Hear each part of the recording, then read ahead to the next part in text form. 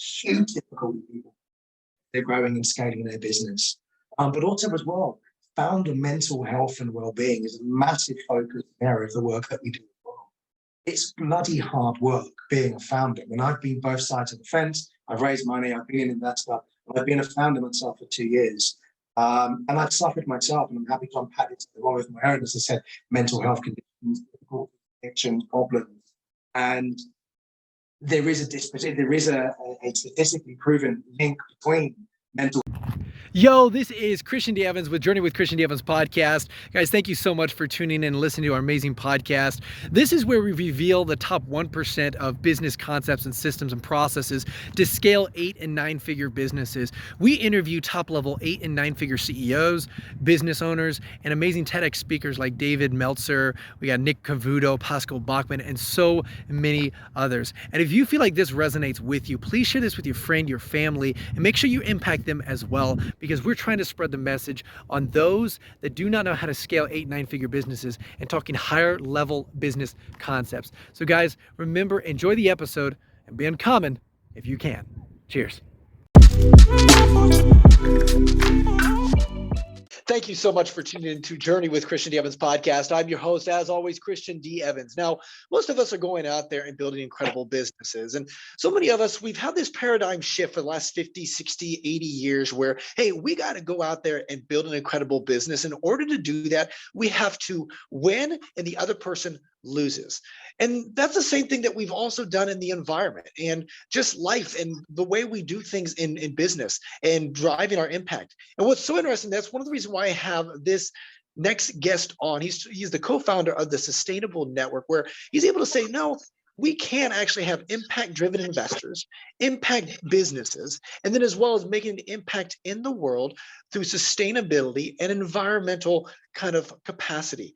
And we're going to be unpacking some really incredible stuff, the amazing platform that he's been able to build and the massive trajectory of where it's going, and this whole paradigm shift where we realize that the capital markets can align and we can make a huge impact. Now, like I mentioned, the Sustainable Network, dedicated to connecting investors and industry professionals with projects, technologies, and businesses in the impact and sustainable sectors.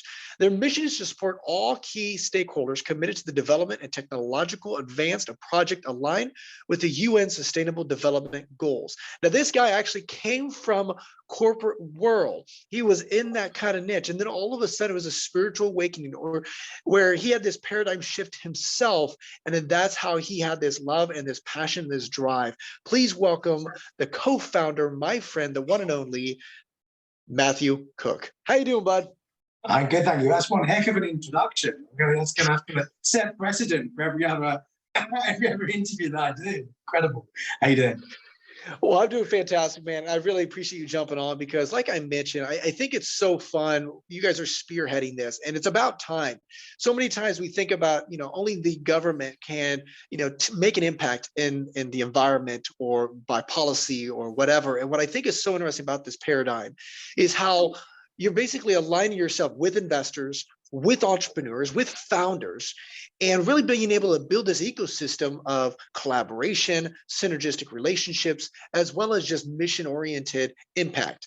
Now, before we dive into all that fun stuff of what Sustainable Network is doing and that trajectory, I want to talk a little bit about your spiritual awakening. You were in corporate. Tell us a little bit about that. What did that look like, that journey, man? Yeah, no, absolutely. So, I became involved in financial services from about the age of about 18. I got involved very, very quickly. And I was a very ego-driven young man and individual. I defined my success by the amount of money I was making, the cars I was driving, the watches I had on my wrist. And all I really cared about was making money. I didn't have any particular moral compass when it came to the particular sectors, the businesses I'd raised capital for were within. Everything was just defined by ego, success, and money. And that can only last so long. And I got to the age of about 30 where everything just crashed and I lost absolutely everything. I lost my wife, I lost my daughter, I lost my businesses, I lost my friends. And it was the absolute best thing that ever happened to me because I hit the lowest of lows with my mental health, depression, drinking, addiction. I couldn't have been any lower. And it was at that point that I really had this awakening and an understanding of what on earth are you doing here? I mean, what is your purpose on this planet? Something more than just this, essentially. And that just sort of set me on a bit of an awakening journey myself. And I ended up actually going over to Colombia. A series of events unfolded in the universe where I was able to connect with a guy that I used to work with many years ago in the city. He said, man, I've had this awakening myself. I'm over in Colombia. I've left all the money. I'm running this reforestation center. And we're working in partnership with really amazing indigenous tribe. He had these medicines called ayahuasca, and it's about reconnecting and finding yourself. And I was like, man, I really need something. I need something that's going to start my life again. And I went over to Colombia in about 2 weeks. A further 2 weeks, sleeping on the floor of the rainforest, no electricity with this indigenous tribe, and just using these medicines. I mean, it was just the most incredible week of my life, and connected with Mother Earth. I was connected with whatever name you want to give to a higher consciousness, or give to God, or give to the Creator. And I was shown all of the darkness that was in my heart, but also shown love in its most purest form. It was at that point I was told that I had a purpose here on this planet, that I would actually, at the time, I would be a leader of a new wave of innovation and develop a new wave of leaders that would create worth on this planet. And you could imagine at the time, given where I was in my life, I mean, I couldn't have thought anything that was more far-fetched. But following night, I was then downloaded this blueprint for the creation of a network that would again be developing these leaders of a new earth. I went straight back into the UK. The job that I had at the time, I mean, I quit immediately, and then really set about, how could I start implementing this plan in the world? And to be in that situation where you had to unpack that, were there mentors or were there certain people that came alongside you to help you and lift you up? Or was that just grit within yourself and that was certain things that you had to face yourself? To begin with, it was very much doing that inner work, that inner shadow work. There's nobody that can really help you with that. And it was from that point, I mean, the universe then just started unfolding a series of very serendipitous events that have led me to this point today. And the first of those was a call that I got saying, hey, Matt, I hear you're at work. Do you want to come until I'm running this sort of renewable energy brokerage? We're supporting really amazing technology projects that are going to change the world. Really? I mean, it's only been like 2 weeks and this is already becoming quite synergistic. And I started working at this brokerage and really understanding the difficulties, first of all, the impact that funders were experiencing, but also understanding the amazing innovation in this world, but also that it wasn't just about doing good, but people could make a significant amount of money as well from investing into this. It was about finding that kind of balance between purpose and profit. How could I really bring that kind of into mainstream markets? And that's when I did come across my real inspiration, which was a lady called Aparna Gandhi. So she's the great-great-grandniece of Mahatma Gandhi. She was running a business that was involved in decommissioning of munitions. She worked with various landmine organizations. It was a direct continuation of the work of Princess Diana. We were able to raise significant capital for her, really support her on her journey. She then sort of began to introduce me more into some different spiritual principles. She handed me my first book on consciousness from a guy called Professor Hawkins, who's no longer with us. And that really started opening my mind to the theory of awareness and personal and spiritual development that would then build upon the foundation of this sort of download that I had in my life very differently. See, and this is what's so interesting. And like you mentioned, there are certain serendipity moments that happen in your life, and you realize, okay, something's aligning. Once you unpack those shadows, right, that crap, then you're able to just start seeing things, how they came aligned. Now, at what point did you start kind of developing the foundation? Because like you mentioned, there were certain things like you realize, okay, purpose and profits, patient investors, which we're going to be talking about here shortly. Tell me a little bit about where did the sustainable network idea come from? When did that facilitate? Absolutely. So when I sort of left to work in the renewable energy brokerage, I very soon after met my co-founder, Harvey. And he had very, very similar ideas. He was in probably slightly more normal surroundings when he sort of kind of had his inspiration through meditation as well. And I actually met him through placing funds for our partner for this project. We then started working together a little bit more and saying, hey, I mean, why don't we just get out of here and do this ourselves? we're really aligning our values and our purpose, what we want to achieve. And I guess when we first made a step into sustainable network, we developed our own consultancy business for drafting things through. And we started supporting maybe 7 or 8 amazing businesses from around the world. A lot of those were actually from the US, coming from various different university groups, getting biodegradable plastic technology, organic solar cell technology, waste to fuel. I mean, these were great projects. But these sort of American sort of based scientists were finding it very, very difficult to raise money themselves. We would take their technology over to the UK. We would package it up under something called the EIS scheme, which makes it a bit easier to raise money for early stage businesses, because in the UK we have a huge number of tax incentives for angel investors looking to get involved in early stage technology.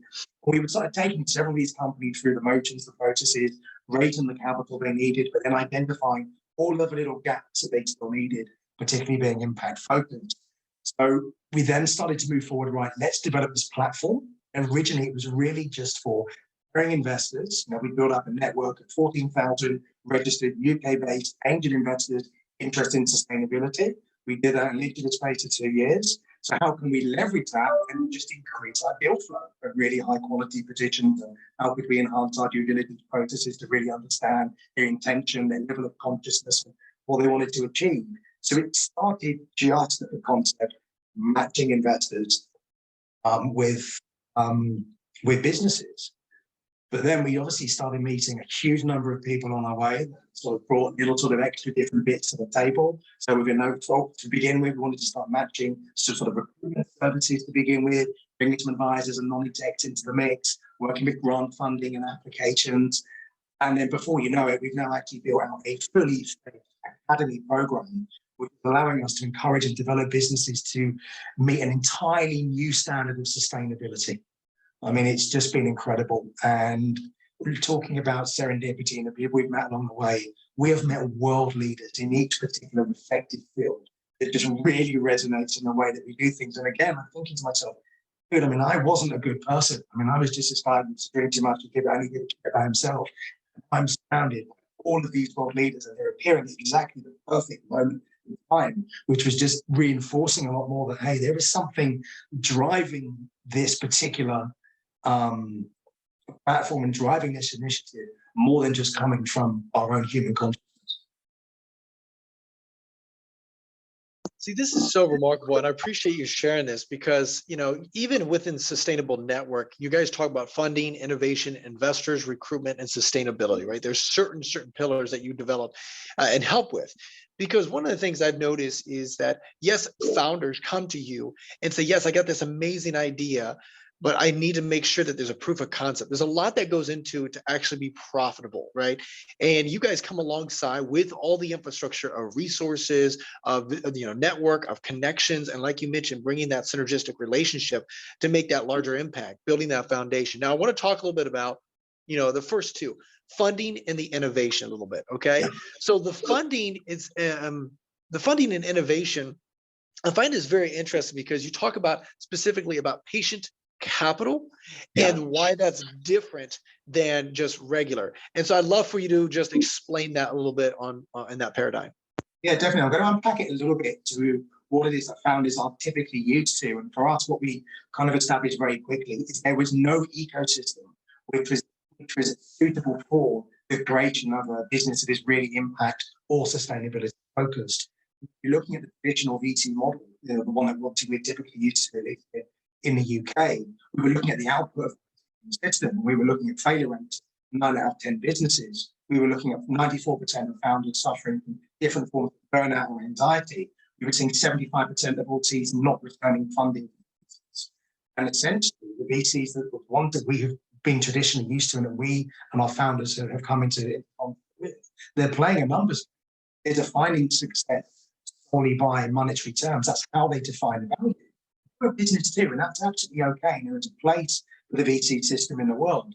But if you're an impact or you're a sustainability-focused founder, and your success is only being defined by monetary terms, and you're not getting any more cash unless you sell this many solar panels or whatever you're doing, you're suppressing that innovation, you're suppressing that technology, and you're suppressing the ability of that individual to make true difference in this world. So for us, it's about changing the entire construct and not putting that pressure on the founder who really, really wants to try and change the world and make the change that we need. So for us, the patient approach to investing, and we really strictly qualify all of our investors, allows us to create businesses that are truly impact and sustainability focused. It allows them to run through an academy program with us where they're given all of the support and resources that they require. And actually doing so and giving founders that time and that respect and that space for innovation, creativity to truly thrive, you're actually creating long-term sustainable success in that. In the academy program that we use that follows this patient model, value creation in the organizations itself as well. The funny thing is, it's going to reduce failure rates and increase the return on investment for investors. And most importantly, it's going to improve the well-being of all of our stakeholders. What we also see as well is within the VC model, when success is defined solely by monetary terms, I mean, it's very, very transactional, it's very one-dimensional. Where is the input to the planet? Where's the impact to society? We've created an ecosystem which is really regenerative. So not only are we respecting our founders and who they are as individuals and nurturing them and allowing them to thrive, we're also very much respecting our investors in the process, making sure we're offering them the returns that they're looking for, they're mitigating their investment risk, but making sure the planet and society is really benefiting the work that we do. This is interesting, and I appreciate you explaining this. So, and you mentioned this a little bit in regards to long-term versus short-term, because you're exactly right. Definitely in typical the paradigm, investors give $1 million check. Wonderful. They want some sort of exit within the next 4 or 5 years. What does that look like? What's those dividends, et cetera? It's very, very monetarily KPI focused, right? Yeah. And with this, though, what you're basically saying is, hey, you know what? We want to make sure that when we're having these conversations with the investors, hey, we're thinking long term, and we're also thinking that the monetary KPIs are not just the only foundational KPIs that we're focused on to equal success. We're also focusing on these other things that will produce long-term longevity, if you will, in regards to impact, sustainability, and environmental. Now, I want to talk a little bit about that because you align yourself with, I believe the acronym was SDG. Is that correct? Correct. SDG. Sustainable Development Goals. Yeah. Yes, if you could, because you go through a really, really remarkable amount. This is kind of what you guys are measuring toward, to say, hey, because you guys align yourself with the UN and some of their metrics. And so I'd love for you to just talk a little bit about that, because again, you're realizing, okay, everybody's talked about the monetary KPIs, but these are other KPIs, or these are other measurables that we're as a founding company, you guys are striving for within your value prop. So what does that look like a little bit? Yes, I mean, the Sustainable Development Goals are really expressions of the biggest need to the planet and humanity at this present time. And we do use them as a guiding tool and measurement to, as I said, to measure and also accelerate the impact of our businesses aligned specifically with these SDG targets. And the reality is we find ourselves in a position now where we sit within what the UN have termed as the decade of action. Failure to hit these SDG targets within the next, 7 to 8 years will have really drastic consequences on society and upon the planet. And we're falling further and further behind on these targets each and every year. And we're dependent on new tech, new science, and new innovation to come through to make these changes. I'm going back a little bit before I move forward again, and it's saying, well, we need to do things very, very differently, which is why there needs to be a new system to make sure that these technologies, these products, these approaches, they get into the world. Because at the moment, actual system the purpose to allow that to happen. So as the result of our involvement in the way we're nurturing these businesses, we actually make these SDGs a realistic and attainable possibility. And what is really important is the way that we're actually measuring the input of our work. I'm sure we'll touch upon it in a minute, but for us, it's not just about the systems, procedures, policies, and changes we make within a business to make it more sustainable from an external perspective. It's also the work that we do with a founder, an organization, an individual, and the leaders of what we refer to as that inner sustainability world. And we have tools and metrics on both sides of the work that we do with an individual, with a founder, with an organization, directly align the output with specific SDG targets. We're using one of the world's most advanced measurement tools that's measuring financial performance. Investors in startup businesses normally find it very difficult to know what the heck is going on from month to month. Tuck your cash in, sit tight, ladies and gentlemen, we're going to be fine. We'll give you an update every 6 months. It's not enough for a truly impact-focused investor. We measure the financial performance. We measure the intentions of the business. What environmental impact do they want to make? What societal impact do they want to make? What cultural difference do they want to make? What can impact their communities? And we have 500 different indicators that we can align our business with. Actually push towards the SDG targets without our technology that will not work. At the same time, show our investors the impact they have across all of those categories. Wow, that's incredible. And being able to bring all that together. Now, like you mentioned, it is very sad to see where we're going culturally, but also, worldly, where, okay, we are falling back behind these goals tremendously on a very high margin. However, though, that's one of the reasons why this is so important. That's one of the reasons why I want to have you on as well, because explain this platform for those entrepreneurs and those innovators that are, have a great idea that can make an impact at this very, very high level. But it does take a lot of resources. It takes a lot of, synergistic relationships and, movement.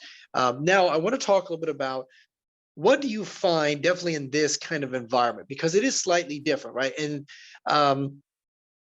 what I mean by this is this paradigm, or these investors or these founders, what do you think are some of the biggest hurdles that they have to face? Because unlike most, founders where, hey, they may have a value prop, it's investor base, it's focused on just, monetary situation.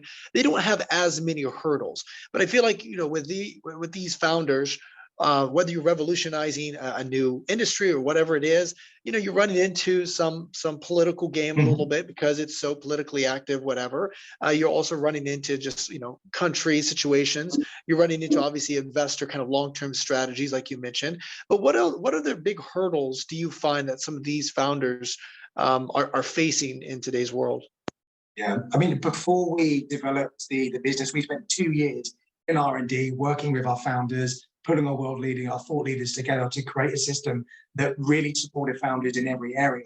And we were quite easily able to group these into kind of 4 key strategies. The first being their go-to-market, or the go-to-market route, which accounts typically for 5% of all primary failures within the startup market. So it's basically making sure that they have access to mentor, subject matter experts, people that have been around the block before, industry professionals that align with what they're doing.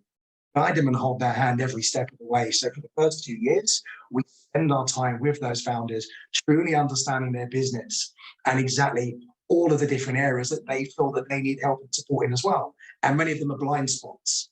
So when it comes to the actual commercial running of the business, most founders that we deal with, they want to be disruptive. They want to change the world. They don't want to take advice from everybody else. They want to do things differently. And that's one of the biggest hurdles we've had to overcome, and say, hey, we're with you. This isn't a silo mentality anymore. We're not going to steal your ideas. We're about interconnectivity. We're about communication. We're about teamwork, working together. So that was one of the difficulties, one of the areas we really plugged. Additional areas were about finding the right investment for these investors. And we talked about with an investor approach is really making sure that the values of the investors and their mission goals and their purpose is also aligned with the mission and the values of the individual. Often, if you have the wrong type of investor supporting an organization, huge difficulties and problems moving forward. The cultural setup, the leadership, the recruitment policies of businesses, when you're a huge difficulty people, they're growing and scaling their business. But also as well, founder mental health and well-being is a massive focus area of the work that we do as well. It's bloody hard work being a founder. When I've been both sides of the fence, I've raised money, I've been an investor, and I've been a founder myself for 2 years. And I've suffered myself, and I'm happy to unpack it along with my own, as I said, mental health conditions, addictions, problems. And there is a statistically proven link between mental health conditions and also an entrepreneurial mindset as well. And that just, there is no support available, just doesn't exist at the present moment for founders. And with 94% of founders suffering from some form of anxiety or burnout, actually 50% of all founders from the studies that we've looked at have a pre-existing mental health condition as well. So it's really about understanding where they are on their journey and giving them the basic toolbox that they need to support every single way. And that's a massive, massive area that so many founders that are coming to us actually really care about us. You really care about our well. You care about how we're going to run our organization. You care about our ethos and our purpose and our reason for being. And you want to help us develop it. You're not going to put part of it into years. They're like, who are you guys? I mean, we have just a pipeline of businesses, incredible people, all different backgrounds and stages of their own commercial and personal development. We're crying out for this rounded support package. And it's interesting you mentioned that because it's an evolution of the founder himself, right? And you're exactly right, because I've seen that as well. Definitely depends upon what industry you're in, but I mean, there's just such massive stress and mass anxiety and whatever. And you mentioned this a lot in regards to just the well-being, making sure that I have that mental health. And of course, you can resonate very, very clearly with that because that's something that you had to work on as well. And like you mentioned, it's not just resourcefulness and capital and maybe just skills, etc. It's being able, like you mentioned, I think off podcast we talked about, like your system also talks about leadership and self-development within. And I want to talk a little bit about that. Matthew, when you're having these conversations with founder, I know you mentioned something where it's such a paradigm shift that they probably have talked to so many people and all these investors are looking for are, money, et cetera, et cetera. And so when they meet you and the sustainable network, they realize, oh, wow, you're different. You actually want to help me in a holistic way, not just categorizational. And that's just different. That's very relational aspect. So when you're having these conversations, what do you do? How do you help them develop the right systems or process within their own life to make sure that they are taking some time off, making sure that they're meditating, make sure that their mental health, make sure that they're spending time with their family, things like that, so that they don't get totally drained out. And you and I know from experience that, in fact, our body needs 8 hours of sleep. In fact, our body needs that creativity and that downtime, because then all of a sudden we're not able to optimize. And in fact, I saw a study that when you're exhausted and you're drained and nothing is in the tank, if you will, I mean, you actually perform less, and it's almost like you're running only on like 5% of what your true capacity is. So having these, mental health things are so important on more of an output basis as well. So I'd love for you to just talk a little bit about that and how you guys are able to come alongside them, not just resourceful and skills, but also that self-development aspect. Yeah, absolutely. I mean, what we're looking at really developing is what we're referring to as conscious businesses and conscious leaders. And the reason why we're looking at developing personal self-awareness and consciousness is because it's a lack of consciousness that has led us to the situation that we find in today, essentially. And if you look at the problems of the world and the SDG, we have to face the reality that that's of our own actions, and most importantly, the actions on an individual and collective basis, and the level of consciousness within which we have been operating, manifesting from. So we believe very, very much so that our internal or external worlds are direct reflections of our inner worlds. And it's all about understanding the level of consciousness from which we're operating from, where our decision-making processes are from, or our level of well-being is. We're operating from a place of good well-being, high consciousness, high awareness, and you're embodying impact, you're embodying ability, you're aware of the impact of your own thoughts, your feelings, your emotions upon yourself, upon those around you, and upon the wider world, and taking it to another level where we are directly interconnected to the consciousness of the external world as well. It's so important that we are giving the founders all of this support. So we work with world-leading personal development coaches who understand what are your core values as an individual, what drives you, what motivates you. With a world leader called Richard Barrett, who's very well known for the work that he does spiritual cultural development. He's been doing so for large leadership organizations for 21 years. He created his own 7 levels of consciousness dynamic model, an evolution of Maslow's hierarchy of needs, or Jung's work based on consciousness development. And it allows us to really understand the needs of the founder, where they are in their life, and how we can map those different levels of consciousness. Okay. Then when we're able to understand where a founder is, we can really help them cover those blind spots into the areas that they need to progress. What we also help them understand is, well, what is your purpose? Why you're here? What is it you're trying to achieve in this world? You can encourage them to understand their core values and their true purpose. They wake up every day with very, very different well-being in their own mind, in their own mental processes. We also then help the founder lead himself and be really aware of the way not only are they operating as an individual, the way that they're actually interacting with those around them as well. Whilst we're doing that work with them and really unpacking their own inner development, because if you're able to really do the inner development and healing work and start transcending your own fears, your own limiting beliefs, which is for your own ego, and you can then start transcending your level of consciousness and you do that inner transformation work, that's how you start seeing true changes in your external world, the way that you're acting with people, you're interacting with other people, the way that you are delivering yourself on a day-to-day basis. We do a lot of work on inner transformation work. But then, of course, alongside these well-being programs, we've got to be quite sensitive and really say to somebody, where are you on your journey? What are you struggling with? Where is it that we can support you? And simple things like you've mentioned, meditation technique, goal setting, self-care, exercise, all of these things are crucial. So we develop multiple programs that we bring over an 18, 20 month process where we can really help the individual perform as an individual, and then obviously then as a leader, and then help them shape the culture of the organization. This is so revolutionary because I have talked to a lot of VCs, or I've talked to a lot of private equity firms, and they come along and they take a minority or majority position, raise capital, have that advisory kind of position in regards to maybe being on the board or whatever, and helping them grow that company or whichever industry. However, though, to have that extra support, that mental health, that leadership, those, like you mentioned, that self-care associated with that holistic, I think that's so incredible because that's like, it's that extra little bit that nobody really thinks about, nobody really talks about. It's becoming more prevalent now in today's culture, and obviously talked about a little bit more, which is nice to hear. However, though, I think not as many resources are available. A lot of people, founders themselves, it's not until they hit that brick wall until they start realizing, oh shoot, now I got to adjust. And instead, hey, what if I could be proactive?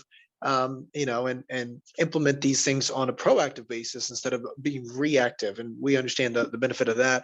I want to loop back around on something in regards to the criteria. So let's say, for example, someone's listening to this, their impact, their environmental, it aligns with kind of what you want and can help.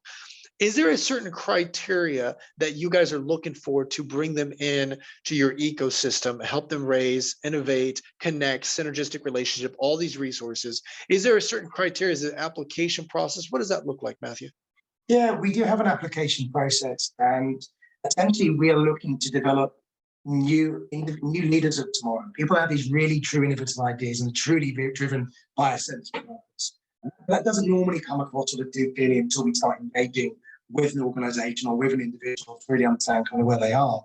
In regards to impact, I mean, we're looking at not sector agnostic to that particular effect. As long as you are genuinely driven by making a positive change to the world and society, we're still interested in hearing from you. And if by going onto our website and submitting your information, we have a digital application process. We use a sort of commercial readiness profiling tool as well, because first of all, we need to understand exactly where you are as a business and what level of support you need. You need to understand your core values. What is your purpose? What is your drive? What is your desire? What do you want to achieve? But more than anything, we just need a real willingness and a real openness, able to engage, to do the inner transformational work, to be committed to following our process and really developing businesses that want to hit completely new standards of ability as well. So our process is fairly holistic in itself.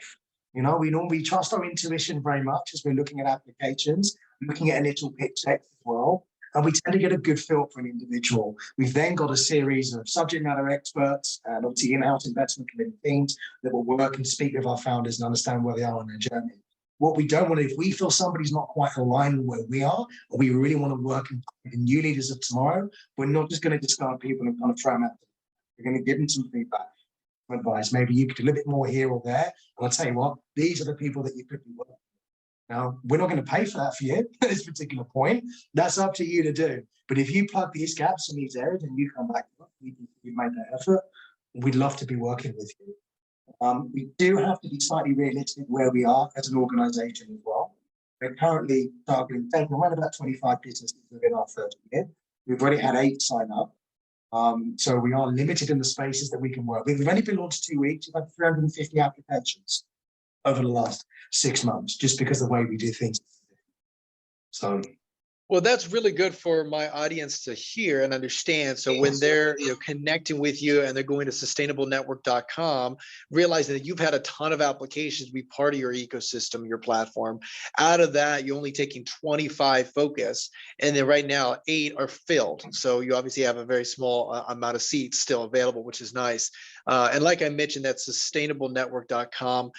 Matthew, I just appreciate you being on today, just talking about this. I think this is so beautiful because see, I come from more of a capitalistic, belief system, and I think, to me, I enjoy when, I realize that we do need to be innovative, and innovation through an entrepreneurial way can be the one that can be the way to really make a difference and impact these things. It's a slight paradigm shift, and that's why it's so fun to see, someone like yourself building this platform, building this ecosystem, building these synergistic relationships, and seeing, these serendipity moments. And you will definitely, as it really starts, this massive trajectory. So I really appreciate talking about this and being on the forefront of it. I do know that you had to unpack your own crap and own journey and own black, your shadows, but being able to now, see that, come to fruition, it's just really, really remarkable.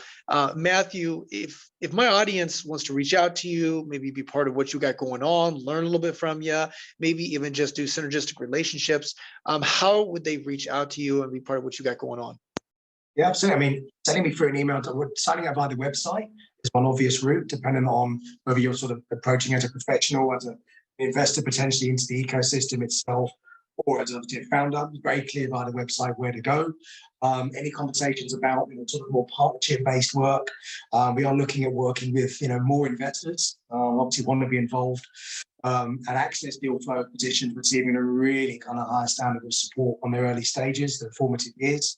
Again, outreach directly to my email address as well would be suitable, which is matthew.cook@network.com.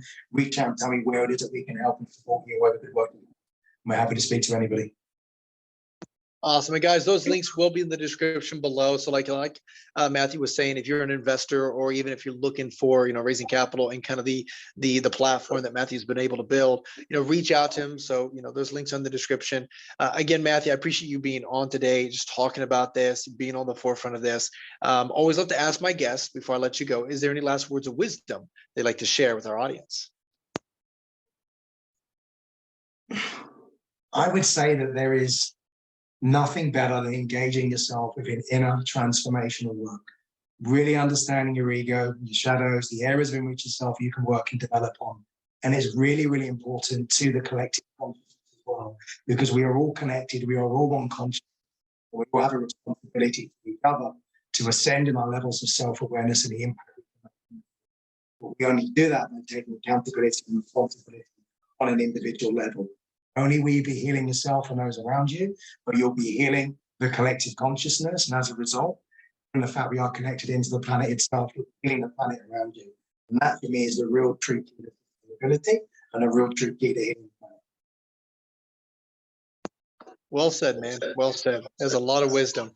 Guys, that is the co-founder of the Sustainable Network, my friend, the one and only Matthew Cook. Guys, that is Journey with Christian D. Evans podcast. Until next time, be uncommon if you can.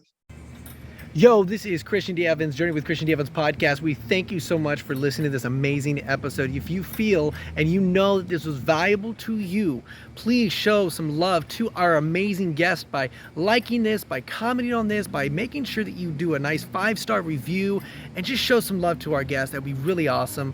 Also, make sure you share this with a friend, a family, a colleague, someone that you believe would bring value to their life right now. And guys, we just want to say thank you again for just being part of our community. If you want to have more resources, don't be afraid. Go to christiandevans.com. You can actually schedule a phone call with me, or you can send me an email at christian.evans@beUncommonIfYouCan.com. That's christian.evans@beUncommonIfYouCan.com.